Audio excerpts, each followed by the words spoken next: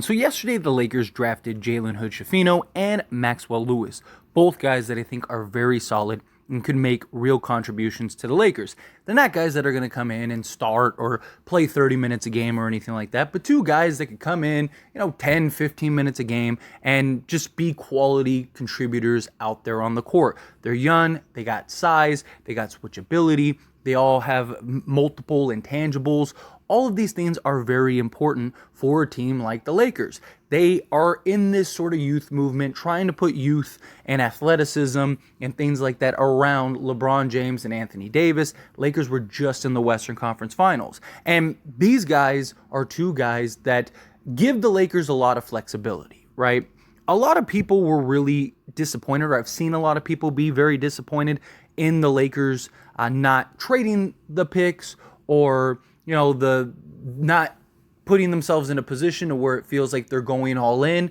But a couple things about that. One, we haven't even reached free agency yet. We haven't even reached offseason, right? The real offseason doesn't begin till July 1st when the calendar year switches over. Once that happens, then the Lakers have all kinds of options, all kinds of flexibility, right? The Lakers can't even trade these guys technically until July 1st.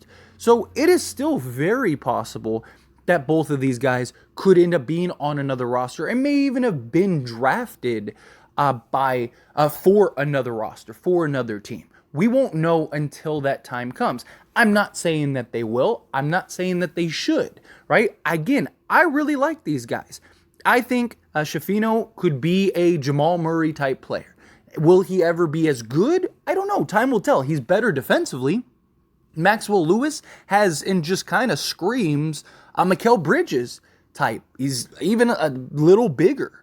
So these are two guys that I think are in the right direction for what the Lakers want and the direction in which the NBA is going. Switchability, sizable guards, forwards, wings, and on top of that, they have a bunch of very young, very talented players on the Lakers roster already. What this also does is it makes other guys expendable as well. Drafting Schifino and drafting Lewis makes some of the other guys that are already currently on the roster expendable now and allow the Lakers to go into a different direction. And teams like the Lakers, and you saw the Warriors, and you saw the Nuggets, and you saw all of these teams, they all drafted guys that they believe can have an impact and make some noise now, right? Like, think of what Braun did for the Denver Nuggets. That's what teams are looking for. Teams are looking, or contending teams that have real aspirations of being in the playoffs, going on deep playoff runs, trying to win an NBA championship. They're trying to find rookies that can come in and give you a handful of minutes a game and actually be solid contributors. These guys aren't going to be asked to give you 30 minutes a game, right? But Rob Pelinka even said, and I touched on this briefly in a previous video, that Rob Pelinka said that the mentality of the draft was to seek trades and keep the picks, and that the end goal is, of course, championship level production. The Lakers, there were reports that came out that the Lakers didn't really find a move that they felt was necessary to trade those picks. But who knows, right? Again, who knows what develops? The offseason hasn't even started yet. And Rob Pelinka said that they fully plan on trying to build a championship level product out there on the basketball court. So trust Rob Pelinka. Trust that he'll do a good job. Again, we have our core guys. We have our Anthony Davis, LeBron James, Rui Hachimura, Austin Reeves. Those are the four guys that I think are about as safe as it gets. These are the four guys that I think the Lakers are going to keep and are going to kind of use as the foundation going forward. These are the guys, right? Everyone else around them, I think, is expendable. And the Lakers drafting Schifino now raises the question of, do we move off of D'Angelo Russell? Because D'Angelo Russell is a combo guard. Now, D'Angelo Russell, I think, could have more of an impact and help more now than Schifino can. But Schifino could be better defensively. Well, he should be better defensively. But he's also the same mold, that combo guard that can do multiple things, be aggressive, tack the rim. A Dennis Schroeder's possibly leaving. Schifino fits that perfectly. That playmaking, defensive, point of attack guard, but he's also bigger, stronger than Schroeder. He can get to the basket. He finishes strong. He has a lot of the things that the Lakers really liked in a guy like Dennis Schroeder. So now, if the Lakers lose Dennis Schroeder in free agency because the Lakers can't give him much money, it's not a big deal. Okay, cool. We got Schifino who can come in and kind of play those minutes. If they keep D'Lo, all right, well, D'Lo's going to play 30-plus minutes. So you only need a guy to come in and play a handful of minutes. And if you play D'Lo and Schifino together like they did with D'Lo and Schroeder, Schifino is 6'6" with a 7-foot wingspan and can switch and has switchability and all that stuff. I'm not necessarily even saying that they will have an impact, but the Lakers have shown time and time again that they draft extremely well and they draft guys that can immediately come in. When we got Austin Reeves, people complained about Austin Reeves. When we got Austin Reeves, people said, like, why are the Lakers bringing this bum in and all that stuff? And now look. Now people are talking about how he's untouchable and he can't do this. The same people that were talking negatively about Austin Reeves, right? Trust the Lakers, trust the department. We have to be patient, right? Rob Pelinka was patient even through all the noise. And he ended up putting a roster together that made it to the Western Conference Finals. When we started the season 2-10, 2-10, right? What these trades do is it gives the Lakers... what these draft picks do is it gives the Lakers more flexibility for trades as well as free agency, right? They even brought in, on a two-way, Colin Castleton. I actually think that he has a real chance of making the roster. He's like a Zach Collins type guy. And so with him, it is very possible that they got a serviceable backup center, right? And you look at the Lakers roster, it's like, well, what do they really need now?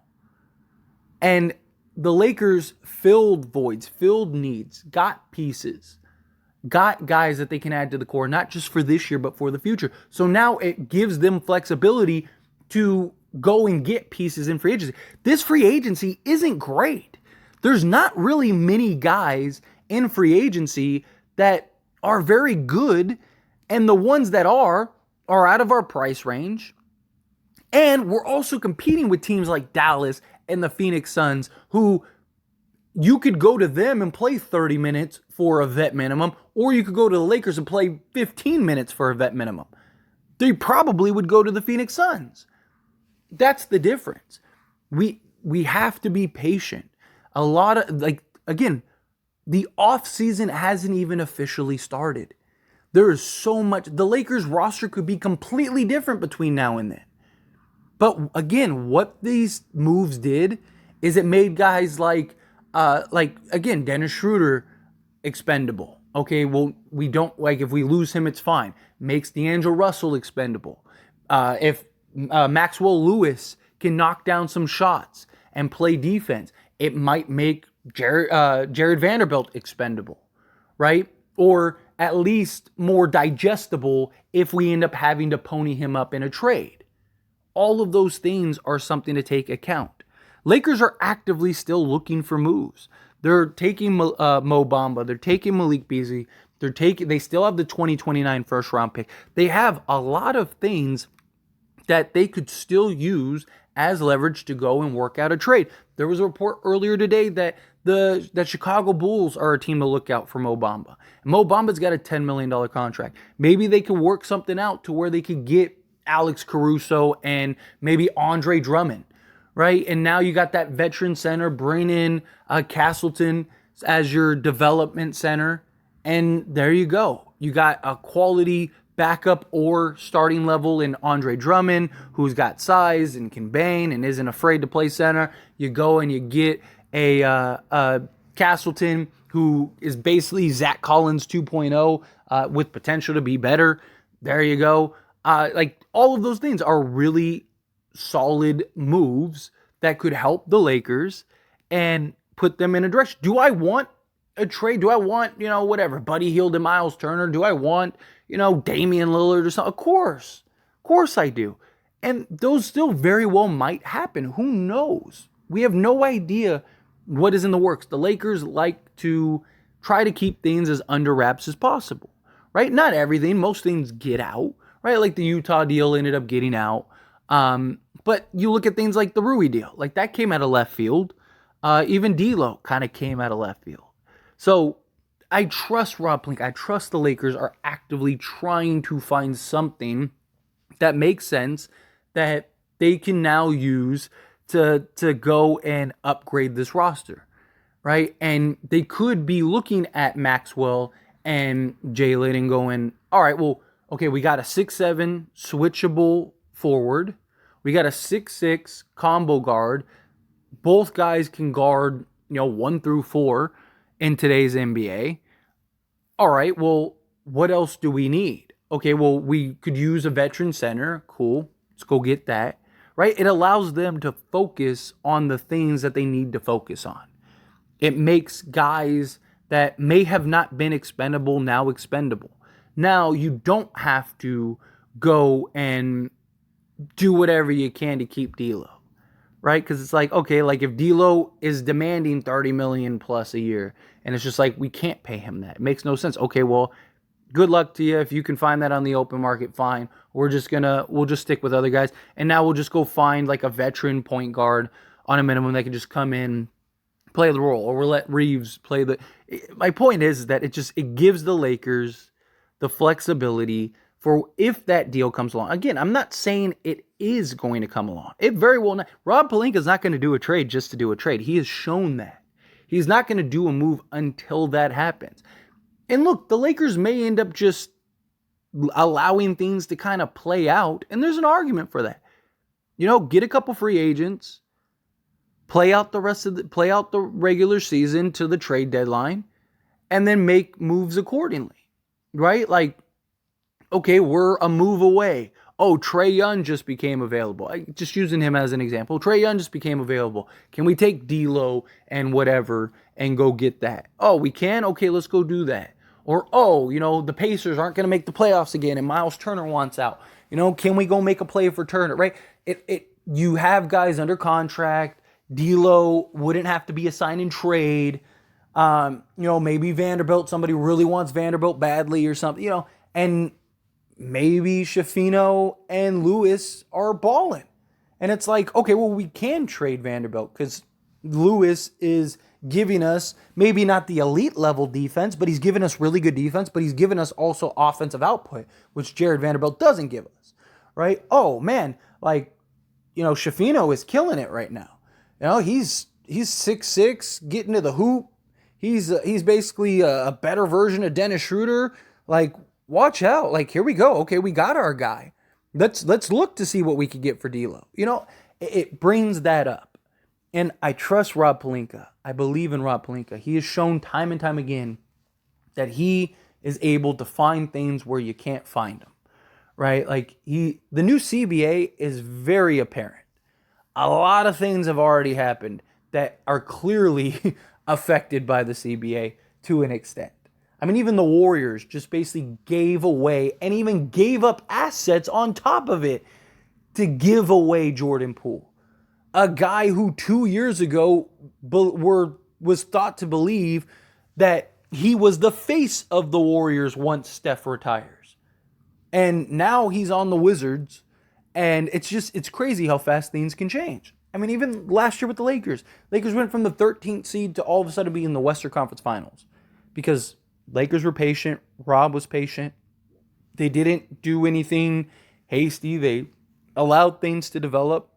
And then they found a good deal that made sense, that gave them flexibility, and they ended up making a run and making it to the Western Conference Finals, right? And now you still have that flexibility, and you have the core of your roster, who now you can go and, that core one just took you to the Western Conference Finals, but also that core you can keep, and now everyone else around is expendable. Everyone else, you can start looking and seeing what is available out there. What is a deal that makes sense? And I'm not even saying it has to be for a star. It has to be some grand deal or anything like that. And who knows does Max Christie take the next leap?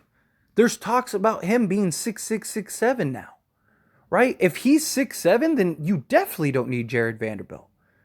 Because why would you play Jared Vanderbilt when you have Max Christie, who's just as good of a defender and shot 40% from three, just under 42%, if I'm not mistaken, from three last year. If he can come anywhere close to that, then he's an upgrade of Jared Vanderbilt. So now you're looking at these teams like, there was a lot of teams that wanted Jared Vanderbilt. Or if, you have Lewis and you have Christie, do you need both of them? Maybe you take Lewis now and you trade him. Or maybe they're both, let's say Lewis and Christie are both just balling, right? Well, now you can go bigger. You could have one of them play the two, right? And have a 6'7" two guard and a 6'7" shooting small forward, and then have LeBron James and Anthony Davis. Or it just, again, there's a lot of flexibility. We just have to be patient. We're not even in the offseason yet. And I already see people like, oh, everyone's getting better and blah, blah, blah, blah, blah, and the Lakers are staying. Who knows what's going to happen? We have like 4 months or 3.5 months or whatever it is before we even get into training camp. Like, there's time. There's a lot of time, and Rob Pelinka will figure it out. In Rob we trust. But anyway, as always, this is a discussion, so I pass the question on to you. Let me know your thoughts and opinions down in the comments below. What do you think? Agree with me? Disagree with me? How do you feel? Whatever your thoughts are. Love to hear it. Let me know.